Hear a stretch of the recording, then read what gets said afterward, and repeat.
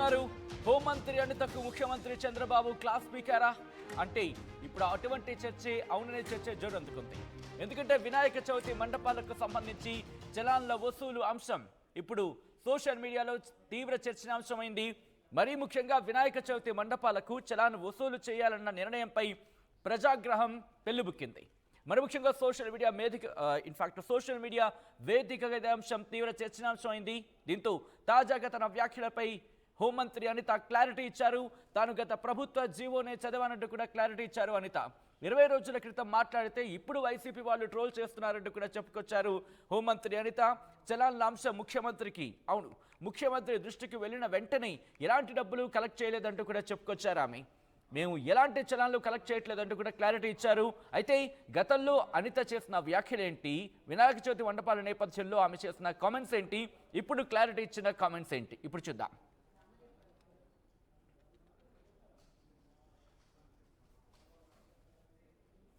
ఉంటుందండి. వాటికి కూడా ఏంటంటే మైక్ పర్మిషన్ ఒకవేళ కావాలనుకోండి, ఎన్ని రోజులు మైక్ పెడతారో చూసుకొని దానికి ఒక 100 రూపీస్. హైట్ని బట్టి height above 3 feet to 6 feet అనుకోండి, దానికి ఏంటంటే ఈకో ఫ్రెండ్లీ 350 రూపీస్. అలాంటివి మనకి హైట్ అబౌవ్ 6 feet అయితే 700 రూపీస్ పర్ డే. అలా ఒక ఫీజ్ స్ట్రక్చర్స్ ఉన్నాయి. ఆ చలనాలు కూడా మన దగ్గరలో ఈ సేవా కేంద్రాల్లో కట్టుకుని ఆ చలనాన్ని కూడా అప్లోడ్ చేసేసుకొని ఇమీడియట్గా వాళ్ళ ఎన్ఓసి తీసుకొచ్చుకోవచ్చు. రేపటి నుంచే ఇది లైమ్లైట్లోకి వచ్చేస్తుంది. రేపటి నుంచి వాళ్ళు ఆ నెంబర్కి కనుక డైల్ చేస్తే ఆటోమేటిక్గా వాట్సాప్లోకి వాళ్ళకి లింక్ వచ్చేస్తుంది.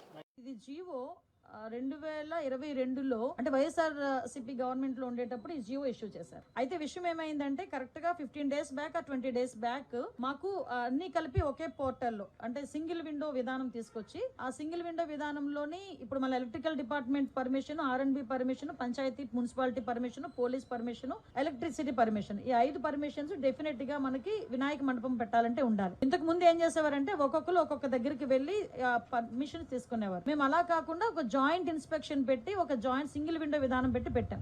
అయితే ఆ రోజు ఏం చేశారంటే ఇదే జియోని నాకు డిపార్ట్మెంట్ వాళ్ళు తీసుకొచ్చి ఇచ్చారు. ఇస్తే నేను యాస్ట్రీస్గా ఈ జియోలో ఏదైతే ఉందో మేము దాన్ని చెప్పడం జరిగింది. అయితే ఈ విషయం తెలుసుకున్న వెంటనే గౌరవ సీఎం గారికి విజ్ఞప్తులు వచ్చినాయి. గౌరవ సీఎం గారు కూడా దీని విషయం మీద మమ్మల్ని అడిగిన వెంటనే సార్ ఇలా జరిగింది, ఇలా జియో ఉంది అంటే ఇమ్మీడియట్ గా ఆపండి, ఎవరు కూడా రూపాయి కూడా కలెక్ట్ చేయొద్దు. ఎస్పెషల్లీ ప్రతి సౌండ్ సిస్టమ్ కి మనకి ఏదైనా మనం సౌండ్ సిస్టమ్ పెట్టామంటే దానికి పర్టికులర్ గా మైక్ కి పర్మిషన్ తీసుకోవడానికి 100 రూపాయలు తీసుకుంటారు డిపార్ట్మెంట్ వాళ్ళు కూడా. అది కూడా తీసుకోవద్దు వినాయక చవితులకి అని చెప్పి చాలా క్లియర్ గా 10 రోజుల క్రితమే ఈ విషయం చెప్పడం జరిగింది. ఎవరు దగ్గర ఎక్కడ కూడా ఎటువంటి ఫీజెస్ కూడా కలెక్ట్ చేయట్లేదు, ఎటువంటి చలనాలు కూడా కలెక్ట్ చేయట్లేదు. ఏదైతే వినాయక చవితి అదే విధంగా దుర్గా నవరాత్రి ఉత్సవాలు మన రాష్ట్రంలోనే కాదు మన దేశంలో చాలా ప్రెస్టేజియస్ గా చాలా భక్తి శ్రద్ధలతో చేసే భక్తులు ఎవరైతే ఉన్నారో వాళ్ళెవరు కూడా ఇబ్బంది పడకూడదనే 10 రోజుల క్రితమే గౌరవ సీఎం గారు అందరికీ కూడా ఇన్స్ట్రక్షన్స్ ఇవ్వడం జరిగింది. ఈ రోజుకి కూడా కనీసం మైక్ పర్మిషన్ కి కూడా మేము ఎవరం కూడా డబ్బులు తీసుకోవట్లేదు. ఇది క్లియర్. దీనికి నేను 20 రోజుల క్రితం మాట్లాడిన మాటలను తీసుకొచ్చి వైఎస్ఆర్సీపీ వాళ్ళు ఏమీ లేదు అన్నట్టుగా ఈ రోజు కావాలని దాన్ని ట్రోల్ చేసే పరిస్థితి చూస్తా ఉంటే వాళ్ళ తాలూకా తెలివి తక్కువతనం, అదే విధంగా వాళ్ళు బురద జల్లే కార్యక్రమాల్లో వాళ్ళకి టైమ్ సిచ్యువేషన్ అలాంటివి ఏం అవసరం లేదన్న సంగతి కూడా చాలా క్లియర్ గా అర్థమవుతుంది. ఇది క్లియర్ గా ప్రజలందరికీ కూడా అర్థం కావాలి కాబట్టి చెప్తున్నా. ఇది ఆల్రెడీ 2022లో ఇచ్చిన జీవో. ఆ రోజు ఆ జీవోని కూడా పక్కన పెట్టి ఎట్టి పరిస్థితుల్లో ఎవరికి కూడా అది కలెక్ట్ చేయొద్దు అని చెప్పారు. ఎవరు కూడా ఎక్కడ కలెక్ట్ చేయట్లేదు. ప్రతి ఒక్క చోట కూడా వినాయక ఉత్సవాలు అంగరంగ వైభవంగా జరుగుతున్నాయి. ప్రజలు ఎవరు కూడా ఇబ్బంది పడట్లేదు. రైట్, ఇది హోంమంత్రి అనిత చేసిన వ్యాఖ్యలు. గతంలో ఆమె ఏమన్నారు, ఇప్పుడు ఏమంటున్నారు?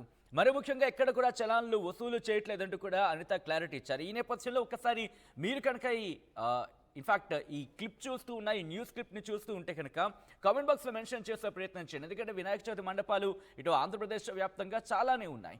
ఈ నేపథ్యంలో మీ మండపాలకు సంబంధించి ఎక్కడైనా వసూలు చేస్తున్నారా, ఎక్కడ వసూలు చేయబడిందా? ఎందుకంటే ఇప్పుడు హోంమంత్రి చేసిన కామెంట్స్ మీరు చూసారా, ఎక్కడ కూడా కలెక్ట్ చేయలేదని చెప్తున్న సందర్భం. కానీ ఉదయం నుంచి కూడా తీవ్ర చర్చనీయాంశమైంది. సో ఈ నేపథ్యంలో మీరు ఎలా చూస్తారా అంశానికి సంబంధించి ఒకసారి మాట్లాడే ప్రయత్నం చేయండి. కామెంట్ బాక్స్లో మెన్షన్ చేసే ప్రయత్నం చేయండి. ప్రస్తుతం ఇదే అంశానికి సంబంధించి అప్డేట్స్ తెలుసుకునే ప్రయత్నం చేద్దాం. మా ప్రతినిధి కృష్ణమోహన్ అప్డేట్స్ అందించేందుకు లైవ్లో జాయిన్ అవుతున్నారు. కృష్ణమోహన్, ఇన్ఫాక్ట్ సోషల్ మీడియా వేదికగానే కాదు మరీ ముఖ్యంగా సెలబ్రిటీలు కూడా రియాక్ట్ అవుతున్న సందర్భాన్ని మనం ఇక్కడ చూస్తున్నాం. ఇక్కడ మండపాలకు సంబంధించి అంతంత వసూలు చేయడం ఏంటి అంటూ కూడా ఇది వచ్చిన తర్వాత అంటే ఈ ఎత్తున అంటే ప్రజాగ్రహం ఈ ఎత్తున పెళ్ళుబుక్కిన తర్వాత రియాక్షన్ వచ్చిందా, లేకపోతే హోంమంత్రి అనిత అన్నట్టుగా 10 రోజుల క్రితమే ఈ అంశం డిస్కషన్కి వచ్చిందా? ఒకవేళ ఇక్కడ వస్తే కనుక ఎందుకు ఇంత లేట్గా బయటకు వచ్చిందనే అంశానికి సంబంధించి ఎటువంటి చర్చ జరుగుతోంది ప్రభుత్వంలో?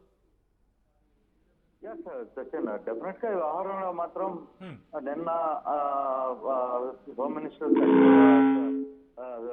మినిస్టర్ మాట్లాడిన మాటలు నాకు మీడియాలో ప్రవేశపెడుతూ ఆమె ఏదైతే వినాయక చవితికి మండపానికి కావచ్చు, విగ్రహానికి కావచ్చు, ఎత్తుకు కావచ్చు, లేకపోతే కరెంటుకి కావచ్చు, మైక్ కావచ్చు, ఈ విధంగా కొన్ని పరిణామాలు చెప్తూ వాటికి ఇంత రేటు కట్టవలసి వస్తుందని ఎప్పుడైతే మాట్లాడారో ప్రస్తుతం మాట్లాడిన తర్వాత అది పెద్ద ఎత్తున ఆంధ్రప్రదేశ్ లో ప్రస్తుతం జరుగుతున్న పరిస్థితి, వరద కావచ్చు, బీభత్సం కావచ్చు, విజయవాడ లాంటి పరిస్థితి రాష్ట్రం మొత్తం కూడా విజయవాడ వైపు చూస్తుంది. ఆంధ్రప్రదేశ్ మొత్తం కూడా విజయవాడలో ఇబ్బందుల్లో ఉన్న విజయవాడ వాసులకి అపన్నహస్తం అందించడానికి వివిధ రకాల ప్రయత్నాలు చేస్తున్న పరిస్థితుల్లో హోమ్ మినిస్టర్ మాట్లాడిన మాటలు వినాయక చవితి పర్టికులర్ గా ఆంధ్రప్రదేశ్ లో 2 తెలుగు రాష్ట్రాల్లో కూడా వినాయక చవితి ఏ విధంగా తెలుగు ప్రజలు చేసుకుంటారు అనేది అందరికీ తెలిసిన విషయమే. అయితే ఈ వ్యవహారం మీద ఆమె మాట్లాడిన మాటలు విస్తృతంగా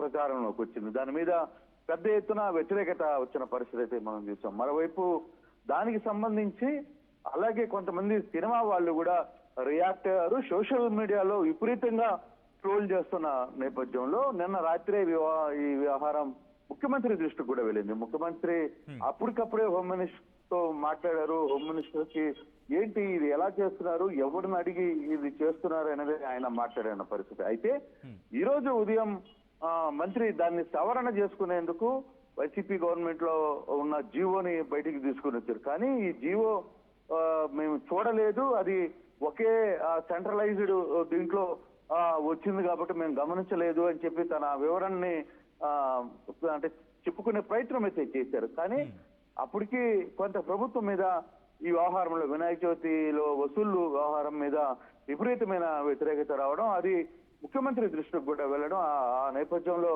తిరిగి ఆమె తన వ్యాఖ్యల్ని వెనక్కి తీసుకోవాల్సిన పరిస్థితి అయితే వచ్చింది. ముఖ్యమంత్రి ఒకటే చెప్పారు, హోమ్ మినిస్టర్ కూడా ఒక రకమైన క్లాస్ కూడా చెప్పినట్టుగానే దాంట్లో ఒకసారి ఒక వ్యవస్థను మాట్లాడుకునేటప్పుడు ఇది 1-2 సార్లు చెక్ చేసుకోవాల్సిన పరిస్థితులు ఉన్నాయి. అవసరమైతే అధికారులతో మాట్లాడి రీచెక్ చేసుకుని మాట్లాడాలి, లేదనుకుంటే అది ఇటువంటి పరిణామాలకి ఎదురు చూసే పరిస్థితి. అందులో ఇప్పుడున్న పరిస్థితుల్లో ఇటువంటి మండపాలకి డబ్బులు తీసుకోవడం లేదు, హైట్ కి తగ్గట్టుగా డబ్బులు కట్టడం, ఇవన్నీ కట్టాలని మీరు అఫీషియల్ గా చెప్పడం ఏంటి అనేది ఆయన చెప్పిన పరిస్థితి. అయితే మామూలుగా హోంమంత్రి స్థాయి అధికారులు ఈ వ్యవహారంలో ముందుగా చెప్పరు, పర్మిషన్స్ తీసుకుంటారు లోకల్ గా, అది లోకల్ గా ఉన్న పోలీసు కావచ్చు, మైక్ సెట్ పర్మిషన్ కి స్థానికంగా ఉన్న వాళ్ళు లెటర్స్ పెట్టుకుంటారు. దానికి సంబంధించి ఒక వెబ్సైట్ ఉంది, దాంట్లో కూడా అప్లై చాలా మంది అప్లై చేసుకునే ఈవెన్ ఎప్పుడు లేని విధంగా ఈసారి అపార్ట్మెంట్లలో పెట్టుకునే చిన్న విగ్రహాలకు కూడా పర్మిషన్స్ కి పెట్టుకోవాల్సిన పరిస్థితి వచ్చింది. ఆ విధంగా పెట్టుకున్నారు. కానీ వాస్తవంగా అయితే 2022లో ఒక జీవో వచ్చింది అనేది వాస్తవం. కానీ ఆ జీవో ఎక్కడ అమలైన పరిస్థితి లేదు అనేది చాలా మంది చెప్తారు. ఎప్పుడు కూడా జీవో ఎవరో పెట్టారు కానీ దాని దగ్గరగా ఏ రోజు కూడా ఎప్పుడు ఈ విగ్రహాల కోసం మేము అటువంటి ప్రయత్నం చేయలేదు అనేది చెప్తున్నాం. కానీ ఈసారి మంత్రి స్వయంగా దాని మీద బయటికి చెప్పడం, అధికారులు కొంత అత్యుత్సాహంతో మంత్రికి డేటాని ఇవ్వడం, మంత్రి దాన్ని చూసుకోకుండానే క్రాస్ చెక్ చేయకుండానే దాని మీద ప్రెస్ మీట్ పెట్టడం, సో దాంతో కొంత వ్యవహారం మీద ముఖ్యమంత్రి సీఎంఓ కార్యాలయం కావచ్చు, ముఖ్యమంత్రి ఇమీడియట్ గా రియాక్ట్ అవడం, దాంతో మళ్ళీ హోమ్ మినిస్టరే అనితనే మళ్ళీ ప్రెస్ మీట్ పెట్టి వ్యవహారం మీద కొంత రీబ్యాక్ చేయాల్సిన పరిస్థితి వచ్చింది ప్రస్తుతం. అయితే అప్పటికే కొంతమంది డబ్బులు కట్టేశారు, కొంతమంది దానికి సంబంధించిన వ్యవహారాలు అప్లై చేసుకునే దానికి